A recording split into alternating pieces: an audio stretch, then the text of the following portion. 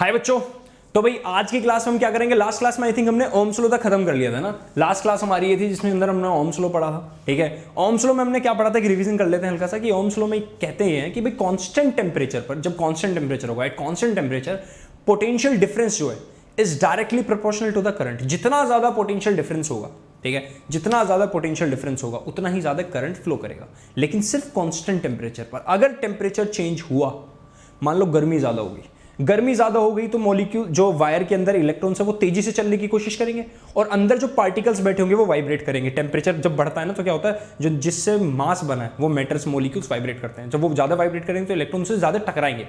Electron जब ज्यादा उनसे टकराएंगे तो क्या होगा, फ्रिक्शन बढ़ेगा, फ्रिक्शन बढ़ेगा तो हीट बढ़ेगी, एनर्जी वेस्ट हो जाएगी हीट की फॉर्म में। तो आज हम वही पढ़ने वाले हैं, रेजिस्टेंस। तो रेजिस्टेंस क्या है, एक तरह से is a measure of the opposition to the current of flow in an electrical circuit. ठीक है, रेजिस्टेंस को हम इस वाले सिंबल से रिप्रेजेंट करते हैं। ठीक है, ओम्स के ओम के नाम पे रखा गया था, जॉर्ज साइमन ओम थे जिनका जन्म इस टाइम पे ये सब लिखा हुआ है, जर्मन फिजिसिस्ट है। ये इतनी बात काम की नहीं मारे है ना, नीचे वाली सबसे है ना। तो रेजिस्टेंस क्या है समझ गए होंगे सब। तो रेजिस्टेंस बेसिकली एक चीज समझा देता हूं। मान लो ऐसे मानो कि एक पतली सी गली है ना और बहुत लंबी, एक और गली है छोटी और लंबी, छोटी मगर मोटी। एक छोटी और मोटी गली है, ध्यान से देखना, दोनों में तुम्हें भी समझ में आ जाएगा रेजिस्टेंस होता क्या। एक ही है, यहां से तुमने 10 इलेक्ट्रॉन को अंदर भेजा, 10 इलेक्ट्रॉन को, यहां से भी तुमने 10 इलेक्ट्रॉन को भेजा अंदर। ठीक है, बताओ कौन सी गली से इलेक्ट्रॉन ज्यादा आसानी से जा सकते हैं। क्या यहां से खुले खुले जाएंगे आराम से, कॉलिजन्स कम होंगे, टकराएंगे कम, पहली बात। तो मुझे एक बात समझ में आई कि रेजिस्टेंस बढ़ जाएगा अगर ज्यादा लंबी वायर ले लोगे तो ज्यादा, इसीलिए दूर दूर तक ट्रांसमिशन नहीं कर पाते ना। रेजिस्टेंस बढ़ जाएगा जब लेंथ लंबी होगी, पहली बात समझ में। रेजिस्टेंस बढ़ जाएगा जब लेंथ लंबी होगी वायर की। दूसरा, ये एरिया देखो यहां तो बड़ा है, इसे बोलते हैं एरिया ऑफ क्रॉस सेक्शन, और यहां पे एरिया क्या है, छोटा।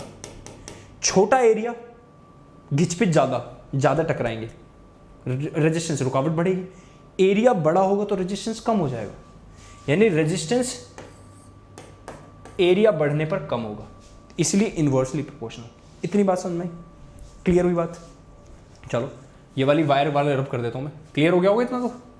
यानी यहां से मुझे फॉर्मूले के अंदर क्या चीज मिली, पता चला कि रेजिस्टेंस का एक फॉर्मूला बन सकता है ना। क्या फॉर्मूला बना, क्या ये बना, हाँ ना बोलो। जैसे ही तुम यहां पे प्रोपोर्शन हटाओगे एक कांस्टेंट आएगा,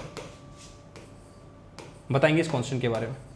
पहले तो रेजिस्टेंस सुन लो, ये है लेंथ ऑफ कंडक्टर, ये है area of cross section of conductor, and this one is resistance. Resistance को R से डिनोट करते हैं, ठीक है, रेजिस्टेंस। और इसकी SI यूनिट लिख लो भाई, वैसे मैंने लिखवाई है यहाँ पे ओम। इसकी SI यूनिट क्या होती है, या तो ऐसे डिनोट करेंगे और या ऐसे लिखोगे, तुम्हारी मर्जी है। रेजिस्टेंस, हम रेजिस्टेंस के बहुत सारे सर्किट भी पढ़ने वाले हैं, ठीक है। वो सर्किट लेकिन एक पूरी अलग क्लास में पढ़ाऊंगा, आज तो हम सारा अपना थ्योरी खत्म कर लेते हैं, ठीक है। ये चीज़ रेजिस्टेंस की कहानी। रेजिस्टेंस का डिपेंडेंसी टेम्परेचर पे भी मैंने बताया था। टेम्परेचर अगर कंडक्टर का अगर टेम्परेचर बढ़ा दो तो उसके अंदर पार्टिकल तेजी से वाइब्रेट करते हैं, इलेक्ट्रॉन ज्यादा टकराते तो हीट बढ़ जाती है, रुकावट बढ़ जाती है, याद रखना ये बात। और ओम्स लॉ फेल हो जाता है, ये बात याद रखना, ठीक है। अगर ओम्स लॉ वैलिड है, यानी ओम्स लॉ काम कर रहा है, यानी ये वाला, इसका एक ग्राफ आ जाता है कभी कभी V और I का, डेल्टा V और I का, तो ग्राफ हमेशा ये रहेगा स्ट्रेट लाइन, क्योंकि R कॉन्स्टेंट होता है, ये R को रिप्रेजेंट करता है। ये बात वैसे याद रख लेना, ठीक है। चलो यहाँ दो। अब ये सिंबल क्या है, ये symbol R equals to L upon, और ये क्या है, इसे बोलते हैं रो, RHO, रो। पढ़ो, इस सिंबल का नाम है रेजिस्टिविटी। जैसे तुमने सुना है हमारी बॉडी के बारे में किसी को कुछ पता करना हो, ठीक है, पूरा इलाज कर देगा। DNA से भी तो पता चल जाता है कि कितना पुराना आदमी था, कब तक जिया, कैसी हर कुछ भी है ना, DNA से पता चल जाता है। मान लो ये वायर है, इस वायर का मुझे टोटल रुकावट पता करनी हो, उस टोटल रुकावट को बोलते हैं रेजिस्टेंस। टोटल रुकावट जो भी इसकी। अब मान लो मैं कह रहा हूं मुझे टोटल रुकावट मत बताओ, मुझे एक छोटे से हिस्से से पूरा बता दो। तो मैंने एक छोटा सा हिस्सा लिया, बहुत छोटा सा, स्पेसिफिक एरिया लिया, बहुत छोटा सा, 1 यूनिट लेंथ और 1 यूनिट एरिया, बहुत छोटा सा, एक स्पेसिफिक एरिया लिया और इसका रेजिस्टेंस निकालने की कोशिश की। क्या मैं उसको बोल सकता हूँ स्पेसिफिक रेजिस्टेंस? स्पेसिफिक क्यों? क्योंकि एक स्पेसिफिक एरिया का लिया है, इसको बोल सकता हूँ स्पेसिफिक रेजिस्टेंस। कि ये एक तरह से DNA का काम कर रहा है, इसी को बोलते हैं स्पेसिफिक रेजिस्टेंस को ही बोलते हैं, दूसरा नाम है इसका रेजिस्टिविटी। आई होप सबको क्लियर, ठीक है। तो रेजिस्टिविटी डिपेंड किस पे करती है, सोचो, अगर ये वायर पतली होती फर्क पड़ता, वायर पतली होती, ये इस पार्ट पे फर्क पड़ता नहीं, वायर लंबी होती, इस पार्ट पे फर्क पड़ता नहीं। यानी ना तो ये लेंथ पर डिपेंड कर रहा, ना ये एरिया पर डिपेंड कर रहा, ये किस पे डिपेंड करता है? रेजिस्टिविटी डिपेंड्स ऑन, लिख लो, रेजिस्टिविटी डिपेंड्स ऑन टेम्परेचर, क्योंकि टेम्परेचर चेंज होगा तो पूरी वायर का चेंज होगा ना, temperature and material of wire. Gold का अलग होगा, सिल्वर का अलग होगा, है ना, तो सबका अलग अलग होगा, तो मटेरियल पे डिपेंड कर रहा है। लिख लो resistivity. Resistivity of material is defined as the resistance offered to the current flow by conductor unit length having unit area cross section. It is also called specific resistance. I hope सबको clear हो गया resistivity. यहाँ पे देखो दिख भैया electron कैसे टकराते हैं पूरा दिखा रखा है, ठीक है। चलो अगला पॉइंट, इस पॉइंट को समझने से पहले एक बेसिक सी चीज बताता हूँ। अगला जो पॉइंट हम पढ़ते हैं वो पढ़ते हैं इलेक्ट्रिक पावर। क्या पढ़ते हैं? Electric power. तुम्हें किसी इंसान की पावर नापनी हो, मेजर करनी हो, तो तुम क्या बोलोगे? एक काम कर, तुम दोनों रेस लगाओ, जो मेरे पास जल्दी पहुंच के चक्कर लगा के समझ जाऊंगा उसमें पावर ज्यादा है। यानी कोई आदमी कितना काम कितनी देर में कर रहा है। यानी बेसिक पावर का एक फॉर्मूला तुमने वर्क एनर्जी पावर चैप्टर में पढ़ा था। Power is the rate of doing work. Rate मतलब टाइम से डिवाइड, ये होता है पावर। एक्चुअल में पावर ही होता है ना। लेकिन अभी अभी हम यहाँ फॉर्मूले कितने पढ़ चुके हैं, तुम्हें एक बार याद दिला दो। एक सबसे पहला हमने पढ़ा था ये पोटेंशियल डिफरेंस, ठीक है। एक हमने पढ़ा ये करंट, एक ये भी पढ़ा था number of electrons into e, एक ओम्स लॉ पढ़ लिया, delta V equals to I R, एक ये पढ़ चुके सारे फॉर्मूले, है ना। कि इस फॉर्मूले को मैं ऐसे भी लिख सकता हूं, ध्यान से देखना क्या लिख रहा हूं, कि इस फॉर्मूले को ऐसे भी लिख सकता हूं, दोनों तरीके से लिख सकता हूं, ठीक है। अब यहां पे देखो जरा, हम पढ़ रहे हैं इलेक्ट्रिक पावर। इलेक्ट्रिक पावर के अंदर पोटेंशियल, करंट, ये सब होना चाहिए। वर्क का क्या काम? क्या मैं इस वर्क डन की जगह यहां से एक फॉर्मूला उठा सकता हूं? देखो यहां से इस फॉर्मूले को ध्यान से देखो, क्या लिख सकता हूं? W equals to delta V into Q, ये लिख सकता हूं। देखो वर्क को मेरे ना तो क्यू यहां ले आओ, कि इस वर्क की जगह लिख दूं delta V into Q upon T. ध्यान से देख लो, क्या तुम्हें दिख रहा है ये फॉर्मूला किसी चीज का? ये किसी चीज का फॉर्मूला है क्या? बताओ खुद देखो, ध्यान से देखो, क्या ये इसका फॉर्मूला आई का? क्या इसकी जगह आई लिख सकता हूं? क्या पावर का फॉर्मूला आ गया? अब प्रॉब्लम क्या है, यहां एक बहुत बड़ी प्रॉब्लम है जो हर किसी को नहीं पता। यहां पावर के दो फॉर्मूले हैं। क्या? एक चीज नोटिस करो कि डेल्टा वी की जगह तुम आई आर लिख सकते हो, तो क्या एक फॉर्मूला ये बना, मैंने इस डेल्टा वी की जगह आई आर लिख दिया, तो पावर का फॉर्मूला ये बन गया। डेल्टा वी की जगह सिर्फ आई आर लिखो, आई आर, ऑलरेडी एक और आई है, तो क्या आई इंटू आई स्क्वायर हो गया? ओ शिट, क्या आई स्क्वायर आर, क्या एक फॉर्मूला ही हो गया? हाँ ना बोलो, जल्दी ध्यान से देखो, जल्दी देखो सब लोग, ठीक है। चलो अगला एक और फॉर्मूला, क्या इस आई की जगह, अरे क्या हो रहा है, सब गिर ही जा रहा है मुझसे, आवाज आ रही है? चलो आ रही होगी, अब तो क्या ही कर रिकॉर्डिंग है। क्या इस आई की जगह ये लिख सकता हूं? एक और फॉर्मूला मिला। क्या पावर का फॉर्मूला डेल्टा वी तो ऐसे ही रहने दो, आई की जगह ये लिख सकता हूं delta V upon R. Notice करो कि delta V into delta V का स्क्वायर है ना।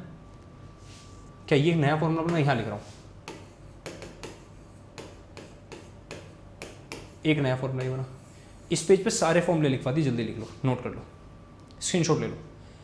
अब देखो यहाँ सबसे बड़ी प्रॉब्लम क्या है, बहुत बच्चों को नहीं पता होता, समझा देता हूँ। बहुत बड़ी प्रॉब्लम है यहाँ पे जो कंफ्यूजन क्रिएट करती है। स्क्रीनशॉट लेके पोज करके लिख लेना है ना, मैं अगले पेज पर बढ़ रहा हूँ। 1 2 3 एक फॉर्मूला तो हमें ये मिला, कहाँ? अच्छा यहाँ लिख देता हूँ। एक फॉर्मूला तो ये मिला जिसके अंदर था ये, क्या तुम ऑब्जर्व कर रहे हो? ध्यान से देखना। और एक फॉर्मूला मुझे ये मिला। देखा जाए तो यहां पावर का रिलेशन रेजिस्टेंस के साथ इनवर्सली है, नीचे आ रहा है ना, और यहां डायरेक्टली है।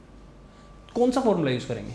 तो याद रखना, जब भी तुम्हें क्वेश्चन के अंदर बोल दे कि करंट कांस्टेंट है, क्या I इज कांस्टेंट, करंट क्या है? कांस्टेंट, तो तुम ये फॉर्मूला यूज करोगे। और ऐसे टाइम में तुम्हारा पावर इन डायरेक्टली प्रोपोर्शनल होगा आर के। देख लो, अगर करंट कांस्टेंट होगे तो क्या P is directly proportional to R, यानी तुम रेजिस्टेंस बढ़ाओगे तो पावर बढ़ेगी, पावर बढ़ाओगे तो रेजिस्टेंस है। कैसे केस में? कैसे केस में? जब तुम्हारा करंट कांस्टेंट होगा, ठीक है। करंट कांस्टेंट तुम्हारा सीरीज कॉम्बिनेशन में होता है, ठीक है, पढ़ा दूंगा ना। ये केस कब? जब डेल्टा वी कांस्टेंट होगा, डेल्टा वी इज कांस्टेंट, यानी कि तुम पोटेंशियल डिफरेंस चेंज नहीं कर रहे, जितना पोटेंशियल डिफरेंस है उतना ही, बढ़ा कम नहीं कर रहे ना। तो ऐसे केस में पावर इज इनवर्सली प्रोपोर्शनल। तो ये क्वेश्चन समझ गए, ये ज्यादातर होता है पैरेलल वाले कॉम्बिनेशन में। हम दो सर्किट के तुम्हें पढ़ा दी होंगे शायद, पैरेलल और सीरीज कॉम्बिनेशन पढ़ेंगे। सीरीज में करंट कांस्टेंट होता है, पैरेलल में पोटेंशियल डिफरेंस कांस्टेंट होता है। जिन बच्चों को मेरी बातें लगता हूँ ना मैं तेज बोलता हूँ, बेटा वो थोड़ा सा स्लो कर लो, जिनको लगता है स्लो बोलता हूँ वो थोड़ा फास्ट फॉरवर्ड कर लिया करो ना। ये क्लियर होगी बात? यहाँ से पूरे उतार लो, ये पूरे पेज पे फॉर्मूला ही फॉर्मूला है। इलेक्ट्रिक पावर तुम्हें पढ़ा दिया है, इसका एक तुम्हें अच्छी चीज़ पढ़ाने वाला हूँ तगड़ी सी। चलो यहाँ देखो, electric power, time rate at which electric energy is consume, the rate at which electric energy is consume और डिसिपेटेड, रिलीज होना by an electrical device is called electric power. Power का फॉर्मूला वी आई, यहाँ पे जो इन्होंने we लिखा है ना, मैंने तुम्हें डेल्टा वी लिखवाया है ना, एक्चुअल में इनका वी का मतलब डेल्टा वी है, लेकिन क्या होता है बुक्स में बार बार डेल्टा वी लिखते नहीं है, इस सिंबल को डेल्टा बोलते हैं, डेल्टा मतलब चेंज होता है, इसको बार बार लिखते नहीं है, सब लोग वी लिख देते हैं, ऐसा लिखते ही नहीं है, समझ गए, यही है बस, है ना।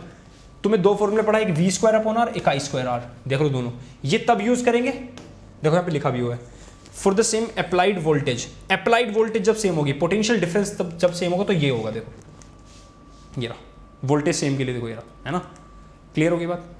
It is equal to the rate of doing work, power का फॉर्मूला वर्क अपॉन टाइम, ठीक है। पावर की यूनिट क्या होती है लिख लेना, वॉट, लिख लो WAT वॉट, ये पावर की यूनिट है। इधर आ जाओ, इलेक्ट्रिक एनर्जी क्या है, यहाँ पे तुम्हें इलेक्ट्रिक एनर्जी को पढ़ाने से पहले ये पढ़ा देते चलो। तुमने देखा है तुम्हारे घर में हीटर यूज होता होगा, है ना, हीटर यूज होता होगा, गीजर यूज होता होगा, टोस्टर यूज होता होगा, बहुत सारे अप्लाइंसेज हैं, उनके अंदर एक ऐसी रोड सी होती है ऐसी जो जलती है, जो ग्लो करती है, ऐसे हीट देती है, वो पिघलती नहीं है बट ग्लो करती है। पिघलती ही नहीं, रीजन क्या बताएंगे, यहां पे लिख लो, alloys have high melting point,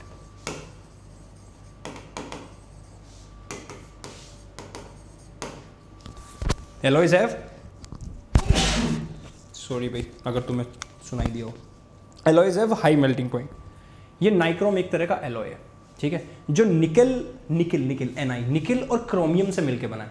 इनकी खास बात क्या होती है, इनका रेजिस्टेंस बहुत ज़्यादा होता है। क्या इनका ज़्यादा होता है, रेजिस्टेंस बहुत ज़्यादा होता है। रेजिस्टेंस ज़्यादा होता है तो फ्रिक्शन बहुत ज़्यादा होता है, हीट बहुत ज़्यादा होती है, हीट निकलती है इनमें से H4 हीट, ठीक है। तो हीट निकलने से क्या होता है, जलते हैं।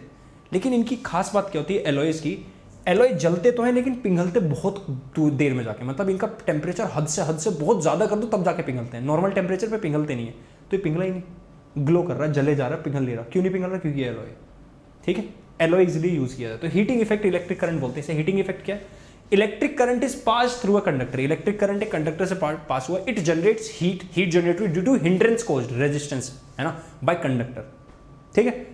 The work done in overcoming the hindrance, जो उससे करंट काम करना पड़ा है टू करंट जनरेट्स हीट, उसकी वजह से हीट जनरेट हुई। रेजिस्टेंस हो रहा है, रेजिस्टेंस रोकना चाह रहा है करंट को, करंट बढ़ना चाह रहा है, तो वर्क डन हो रहा है, काम हो रहा है। काम किस में चेंज हो गया, हीट में। यहाँ पर हीट, वर्क डन का फॉर्मूला अभी पढ़ा है तुम्हें, P/T पढ़ा है। तुम कहोगे सर ये कहाँ पढ़ा है, देखो जरा, वर्क को यहीं रहने दो, टी को यहाँ ले दो। क्या work done equals to P/T, क्या यही वर्क डन हीट में चेंज हो गया जो तुमने काम किया। मान लो पापा ने तुम्हें चांटा मारा, पापा ने काम किया, तुम्हारे गाल में गरम हुआ, हीट जनरेट होगी।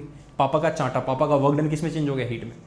पावर का कौन सा फॉर्मूला यूज करूँ जिसके अंदर रेजिस्टेंस आता हो, करंट आता हो। पावर का कौन सा फॉर्मूला यूज करूँ जिसके अंदर करंट और रेजिस्टेंस आता हो। क्या ये वाला फॉर्मूला देखो, करंट भी है रेजिस्टेंस भी। क्या यहाँ पे P की जगह लिख सकता हूँ I²R, ऑलरेडी यहाँ पे T है। इस फॉर्मूले को ही बोलते हैं हीट का फॉर्मूला, और इस चीज को क्या बोलते हैं, heating effect of electric current.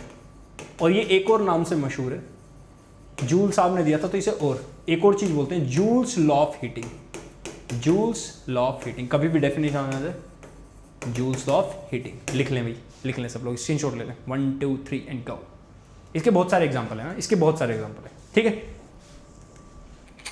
आ जाओ यहाँ पे, इसी से इलेक्ट्रिक एनर्जी की बात करते हैं। इसी फॉर्मूले को ध्यान से देखो, क्या ये वर्क एक दिन ये वर्क एनर्जी में चेंज हो जाएगा। एनर्जी का फॉर्मूला भी P/T, यहाँ जाओ। क्या ये यही था हीट, देखो याद करो, यही था हीट, I²RT, है ना।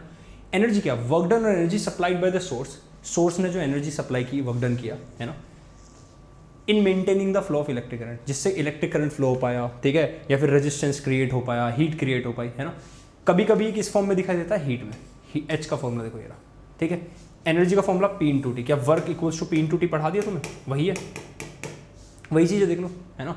क्या इस एनर्जी की यूनिट जूल होगी, हीट एनर्जी की भी यूनिट जूल होती है, ठीक है, क्लियर बात समझ में। इतनी पहले बताओ, इसी के ऊपर हमें एक छोटी सी चीज़ पढ़नी, जो लास्ट हमारा चैप्टर लगभग खत्म हो चुका है, इसी चीज़ के ऊपर एक पढ़नी, commercial unit of energy. Commercial unit of energy क्या होती है, सुन लो।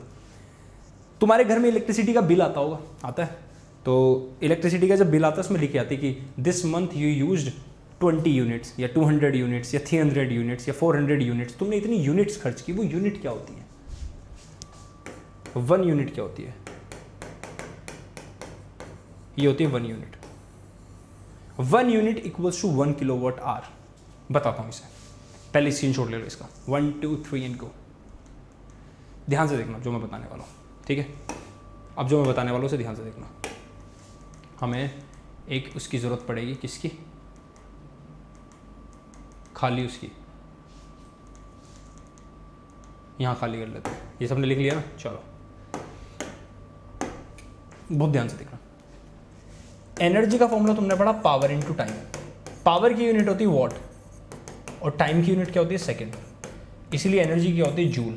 अगर मैं वॉट को ले लूँ किलो वॉट में और सेकंड को ले लूँ आवर्स में, इस 1 किलो वॉट आवर को ही बोलते हैं 1 यूनिट, और इसी को बोलते हैं commercial unit of energy. Commercial unit of energy जो घर के लिए यूज़ की जाती है, याद रखना, लिख लो। अब कितने 1 किलोवाट आवर में जूल्स कितने होते हैं? जूल निकालने कितने होते हैं? कैसे निकालोगे? 1 किलोवाट में क्या 1000 वोट,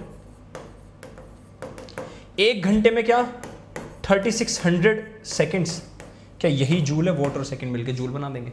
1000 इंटू 3 तो ये हो गया 3.6 इंटू 10 की पावर 6 जूल्स 1 किलोवाट आवर में। इसके ऊपर क्वेश्चन आ जाता है कभी कभी, ये याद रख लेना, लिख लो। 1 2 3 गो, लिख लिया, पोज करके लिख लिया करो, ठीक है। आई होप सबको अभी तक पढ़ाया हुआ सब समझ में आया हो, ठीक है। एक बेसिक रिवीजन करा देंगे, तुम्हें ज़रूरत पड़ेगी तो, ऐसा कोई इतनी ज़रूरत पड़ेगी नहीं जिस लेवल पे मैंने पढ़ा दिया तुम्हें, है ना। इसके हम क्या कहते हैं, इसके न्यूमेरिकल्स कर लेंगे, न्यूमेरिकल्स अच्छे से करने चैप्टर के, ठीक है।